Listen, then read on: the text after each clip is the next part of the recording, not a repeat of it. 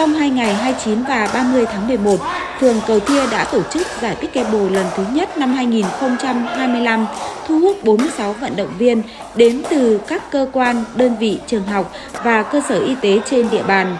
Giải quy tụ 22 đội, thi đấu theo hình thức vòng tròn tính điểm, tạo nên nhiều trận đấu sôi nổi hấp dẫn. Các vận động viên đã cống hiến tinh thần thể thao trung thực, đoàn kết, góp phần lan tỏa phong trào rèn luyện sức khỏe trong cộng đồng. Kết thúc giải, ban tổ chức đã trao giải thưởng cho các đội và vận động viên đạt thành tích cao, đồng thời khẳng định môn thể thao Pickleball đang trở thành môn thể thao mới mẻ, thu hút đông đảo người dân tham gia trên địa bàn phường.